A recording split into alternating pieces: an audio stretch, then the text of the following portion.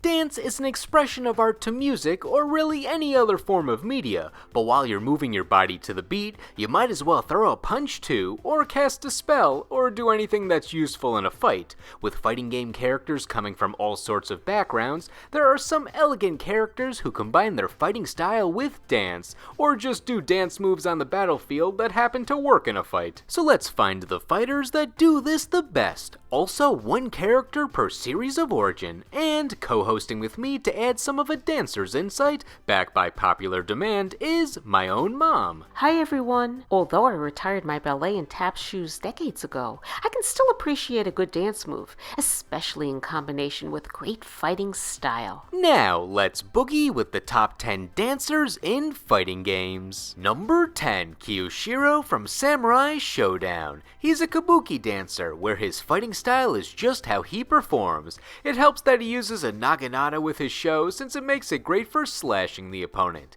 He decided to start fighting as a way to cheer up people. It's nice that he can also destroy the evil villain of the game while doing it, but when the dust clears, he just wants everyone to watch his performance and be happy. The showmanship is present in many of his moves. He's got the spins and twirls, and even his normal moves have some extra motion to them that go with his dance more so than quickly finishing off the opponent. His idle pose also doubles as a performance, where he hops on one foot ready to continue his dance and or fight. Doesn't he seem like a fun guy? I find him terrifying. To me, those slashes he performs with his naginata completely distract from his fancy footwork, spins, and leaps. And don't get me started on his fire breathing. Toasted marshmallows, anyone? The fire isn't the only element he has control over. He can do all 4 elements of nature, with fire, water, wind, and frog. Okay, maybe Earth's in there somewhere, but the dude can summon a giant frog. That's cooler than whatever Earth attack he could do. What do those have to do with dancing? Technically nothing, but kabuki is a form of theater which expresses nature with stage props, so Kiyoshiro cuts out the middleman and makes all the visuals himself.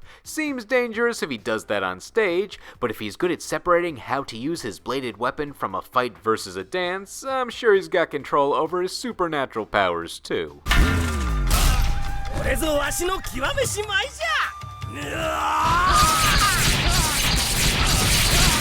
歌舞伎18番突撃勝負あり。 Number 9, Yumi in BlazBlue Cross Tag Battle. Yumi is from the hack and slash game Senran Kagura, but she made her fighting game premiere in BlazBlue Cross Tag Battle, which was a fighting game crossover between BlazBlue's developer Arc Systems and various other developers that make anime-style games, also Ruby.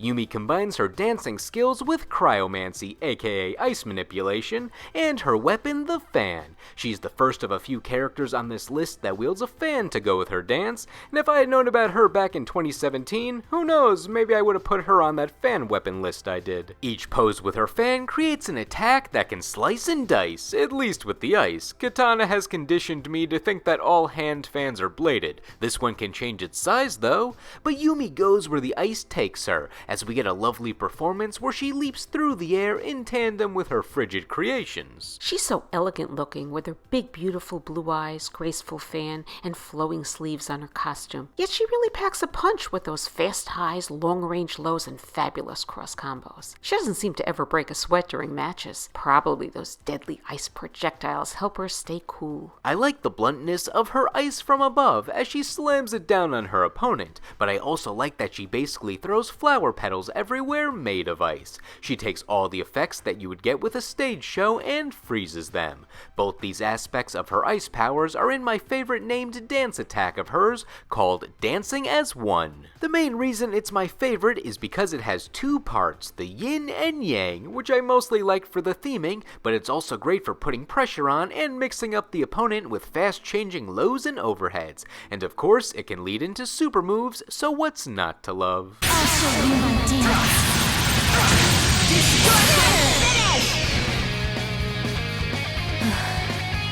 Victory is mine. Number 8. Yukiko in Persona 4 Arena. Persona has a big story outside of fighting games, but I've only ever played these characters in the Persona 4 Arena games, so I only got that side of Yukiko's story, where she doesn't seem to have a history as a dancer, but she incorporates elements of it in her fighting style. Though doesn't everyone have a history of dancing in the Persona series because they have those dance games? Anyway, many of her harder normal moves emulate Dance with her fans, where they create a streak of pink.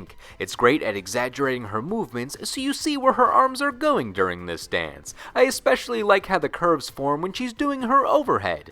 Her most dancey attacks come from when she summons her persona, Konohana Sakuya, who does more extensive dance motions as she spreads the petals across her body to hit the opponent multiple times with elegant petal slashes. These attacks can also turn up the heat, where her persona adds fire to her performance, and the fire has levels, so the more you charge it up or use attacks that boost it, the fancier her light show becomes. Watch as her persona twirls with the flames spinning around her as Yukiko commands her from afar, still with the fan adding to her stylish points. I love her delicate cross-legged ballet moves as she wields those fire-shooting fans. The technical term for my ballet days is called croisset.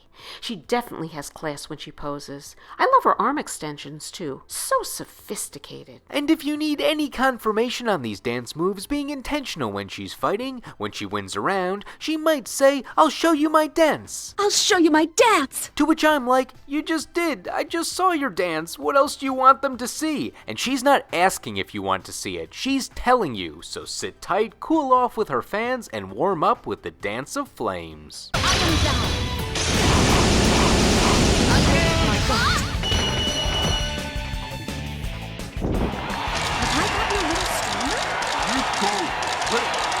Number 7. Madonna from Macaruna Makendo 2. Madonna appeared on my musical fighting game characters list, which was more meant for characters that fight with musical instruments or were musicians in their backstory, so Madonna didn't quite match up with the topic of that list, but still, it means I get to talk about her and the obscure Makendo series again. Macaruna Makendo was a short-lived video game series that started off as a side-scrolling beat-em-up with a kendo sword-fighting magical girl, and its sequel was an average fighting game with a bunch of characters from the game's universe on the roster, starring the sister of the original main character. The first game was renamed Kendo Rage in the US, and they de-animated the box art by giving it more of an American comic book style. I find this cover really funny since they get the outfit and colors mostly right, but they replaced the high school anime girl with a grown-ass woman. The fighting game's sequel, though, was never released internationally, so it stayed an obscure game for the Super Famicom and original PlayStation, never to be touched again, until randomly in the 2010s when Sony released it in the PlayStation 3 shop as a PS classic in the US. It was put there with no advertisement in Japanese, so you can basically only find it by just scrolling to see what's available and coming across it by happenstance, which is how we learned about it. And it was never ported to the PlayStation 4 or 5 or anything Nintendo, so its only re-release is hanging on to however long the PlayStation 3 store stays up. Besides the Makendo sisters, the roster has a bunch of characters whose names all start with Ma, being Japanese for magic or demon, but in this case magic, as in Magic Kendo, Makendo. So Madonna's name is a play on words calling her Magic Donna, likely also referencing prima donna, as in the lead singer of a musical production, or maybe they were just big 80s pop music fans, who knows? But either way, Madonna is here to fight you with ballet. Her backstory is, well, they never translated the game when porting it, so I don't know why she's fighting or even why she's here, but I can assure you that she solves all her issues with dance. She's a ballerina, so she practices for her ballet recital on the opponent. Literally, if you encounter her on her stage, she's at a rehearsal for Swan Lake or a similar production, so she may have just been going over her routine and you got in the way. Every one of her normal moves is just a basic ballet motion, and if you want a fancier spin or leap, that's a special move. She can even kick it up a notch beyond the realism by moving so hard that she creates fire from the sheer force. She's very graceful as she pulverizes her opponents. I like the height of her pirouettes. As a former ballet dancer, I think I could still do some of those moves, though the closest I could get to the fiery ones would be lighting a candle.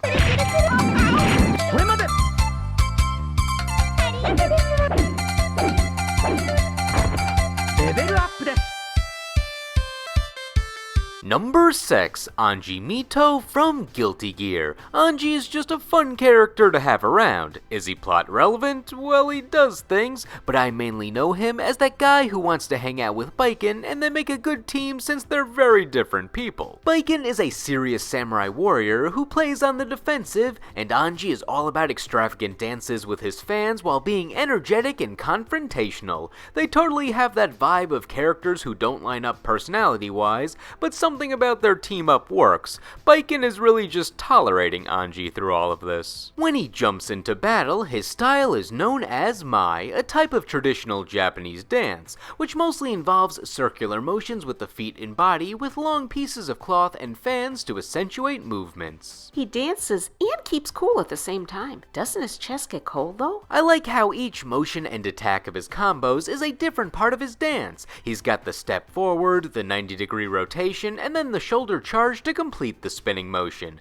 So you get strong attacks, a little show, and a display of his fans in action all at once. I really like his double arm extensions. I used to have a dress with the same pattern as his fans. Also, the fans are just awesome. Besides being good things to hit the opponent with while complementing his dance, they can create wind, turn into many fans, change their size, and release a butterfly, enhancing his already great aesthetics. Has he ever dropped his glasses and stepped on them by accident? You would think he'd at least have secured the end pieces during his matches. I've broken so many pairs of glasses, and I'm just reading with them. They just stay on due to the power of video game logic. It's the same reason he can summon who knows what out of nowhere.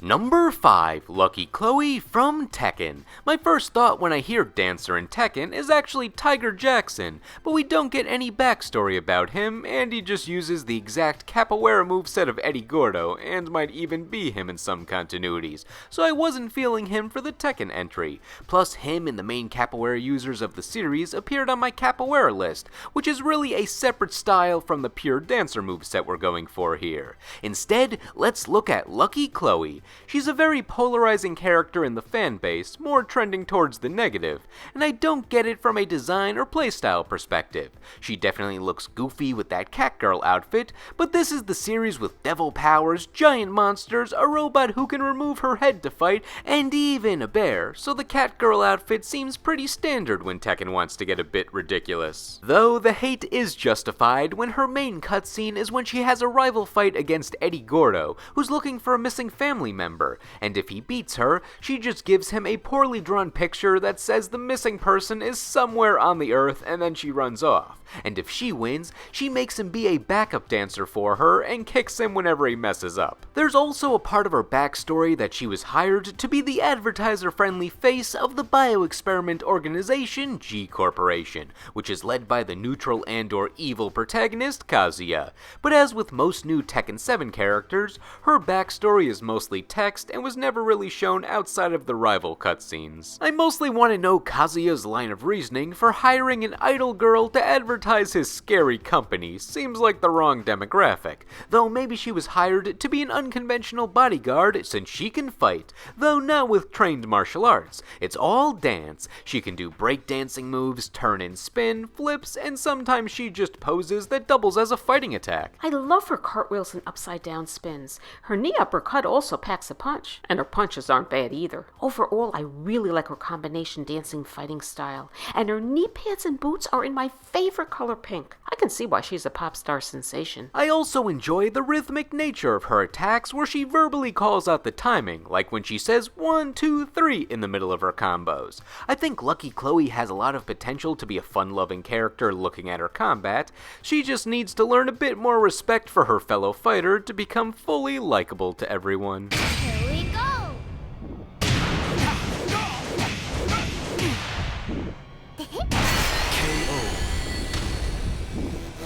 You win. See you next time! Bye!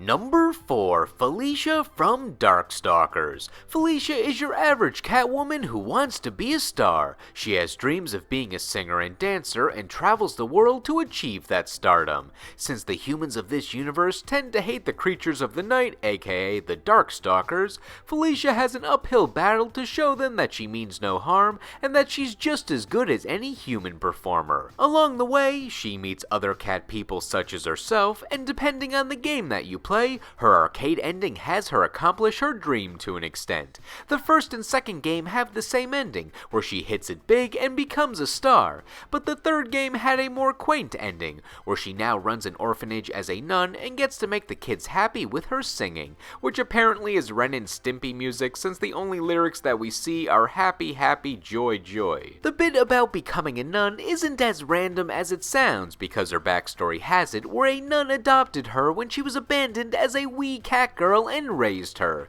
When her adoptive mother passed, that's when she went out into the world, which makes the fact that she fights naked even more of a contrast from her backstory, but I guess it makes it easier for her to move when doing her dancing and cat-themed attacks, so no one questions it. Felicia's main form of attack is rolling into a ball and hitting her opponent out of it, with claw slashes from varying angles. This could kind of be considered a dance, but in reality, Felicia's only explicitly listed dance attack is her main super move, Dancing Flash, where she does her ball roll at an extreme speed and follows it up with her dance performance in full with extra claw slashes. Nun by day, crazy cat dancer by night? And they say Lifetime movie plots are bizarre. I do have to say I really enjoy watching her dancing flash. I'd like to have her flexibility, but then again, I'm not part cat, except for the part that likes to nap. Wonder if she partakes in a little catnip before a match. A few of her normal moves also seem like fun dance poses, like when she does the back bend into the leg extension, and something like her command grab feels like it could be good with a dance partner, but because she's fighting, it just looks painful. All in all, Felicia may be more feral than dance-oriented when fighting, but you still get glimpses of that performance while she uses you as a scratching post.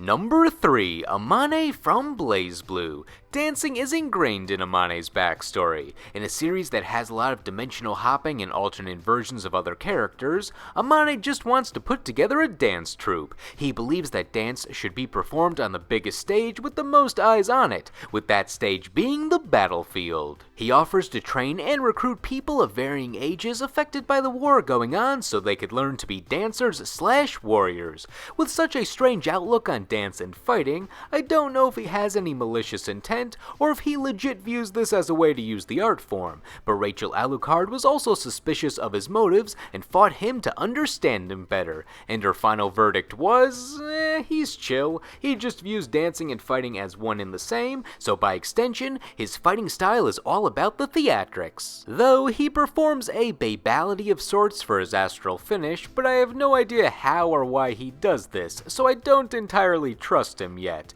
However, he's all about the dance for the rest of his fighting style. There's not much hitting with his limbs during his performance, it's almost all with his bow ribbon thing, which can basically move on its own full screen. Each arm or leg motion sends the ribbon vibrantly towards the target, making sure that you can see his moves from the seats in the back. But if you don't want to unfold the whole bow, he can also keep his bow rolled up into various shapes. The drill is his favorite, but I like the upfront method of just making a giant hand with it, and surfing on it to make a dive kick is also cool. Outside of his moves with the bow, I like his spin to the extreme where he puts on a hat, and why not shout out his Bancho fan while we're at it for his tornado projectile. I love his fighting tools, ribbons, fans, and cherry blossoms, and they can change color to match any of his costumes. What if one of his opponents has scissors? I'm sure his ribbon is strong enough to withstand sharp objects considering his opponent's weapons. He can just contest their scissors with his ribbon drill. I don't find the drills that he makes out of ribbons intimidating. Are his opponents really afraid of them? Wouldn't you be? What's your first thought when you hear ribbon drill? Pretty. Do you think he could custom make one for me? I don't know who's his designer, so I'm not sure if it just forms the drills naturally or if you have to wield some form of indistinct magic.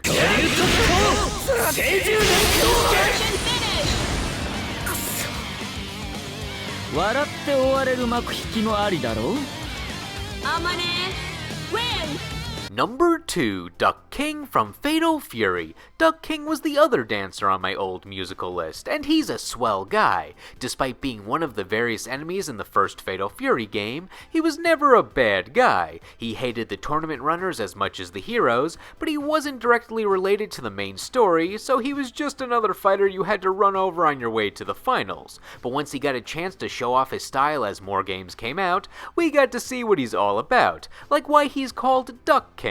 It's not quite literal, but he is kinda the king of ducks. He raises ducklings and even has them follow him in the arena. In my years of reading character bios in fighting games, I've never seen an explanation on why he chose this path in life, but it's wholesome and gives these animals a comfortable home, so how can you hate him? Though what we can learn from his bio is he's an innovator in breakdancing, which you can also just learn by picking up the controller. All his moves are based on breakdancing techniques, both real ones like the backspin and fake ones that only work when you're a video game character. Some of his moves feel like more deliberate fighting techniques, like when he turns around and does a hand motion that's basically a punch, while other moves feel like they're meant for the dance floor, like his backspin being a dance move that also has good sweeping the leg properties. That being said, he is still intentionally fighting, with his main motivation being to win against main character Terry Bogard with his innovative dance fighting techniques. He's almost like a jack of all trades Shoto-style character when you break him down. He's got the spinning leg move, a rising hit special move, and for the projectile, he is the projectile, where he rolls up into a ball and flies horizontally at the opponent. How does this one work as a solo dance move? I guess they're not all logical, but I can at least see the rising knees working like the Maniac dance. Oh, what a feeling. Flashdance memories are coming back to me with those moves, though he has snazzier clothes and hair to match, not to mention the duck. With that footwork, I could definitely see him on rollerblades or a skateboard, something with wheels. Does he always coordinate the color of his hair and vest? Yes, he's very aware of his fashion. He hasn't been in a fighting game since 2005, so I'm not sure if he would change up his look for the modern day if he was in one now, but if his now retro dance moves still work in a fight, I'm sure his clothes would too.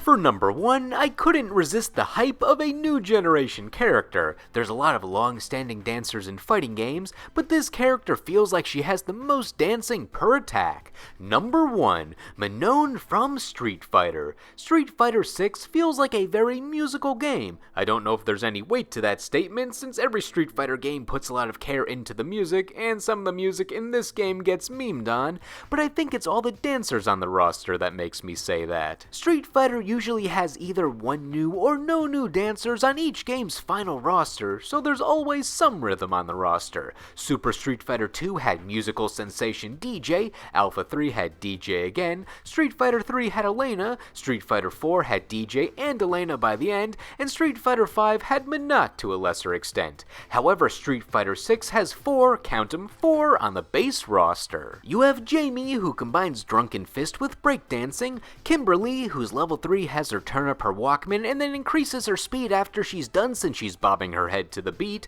DJ, who's more dancey than ever with a new rhythmic super move, and Manon, who I ultimately chose for the Street Fighter rep on this list since every move that she does is related to dance. The other characters mentioned do take a break from dance attacks with some of their moveset, but every little move, whether they're normal attacks or special moves, relate to ballet or a similar form of dance with Manon. Her ballet training certainly gives her a leg up on her opponent, pun intended. In my opinion, it's those kick attacks in combination with ballet moves that make her a superstar. And indeed, she is a superstar, being a model, dancer, and fighter, but she wants to be the strongest of the models, which is a very Street Fighter backstory. You take a profession and you add fighting to it. She also sneaks in an oh ho ho ho laugh in there, which fills in the void Kareen left. Her big gimmick is a level up system, where when she performs her command grab grab where she forces you into a duet, she gets a medal. The more medals that she earns, up to 5, the stronger her attacks get. It's also interesting that her fighting style is technically judo, just every hit and grab are disguised as dance moves. Like, she still does the trip that you would do before a takedown throw in judo, but she spins you around in a dance before she does it. And then just take that mindset to the extreme when looking at every other ballet move that she does that has the same function as judo strikes. Who knew pirouettes, coupe jeté, tournants, and penchés could kick ass? And those pas de deux command grabs truly have her dancing with her opponents before she smashes them to the ground. Bravo! Does she receive a bouquet of roses at the end of her tournament? She would if she were in Swan Lake, but then again, her opponent would still be standing at the end of the dance. So for maximizing the amount of dance we could see in a single moveset while still following proper judo protocol, Manon tiptoes her way to the top of this list.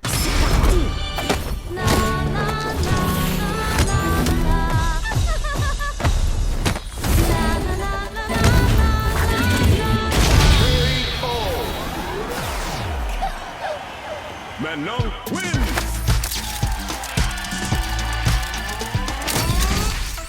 Now, what did you think? Did all these characters boogie with the best, or should some have taken a rest? Who would you have added, and who are your favorite fighting game dancers, whether we discussed them or not? Let us know in the comments. Anyway, thank you all for watching, and we will see you in the next video.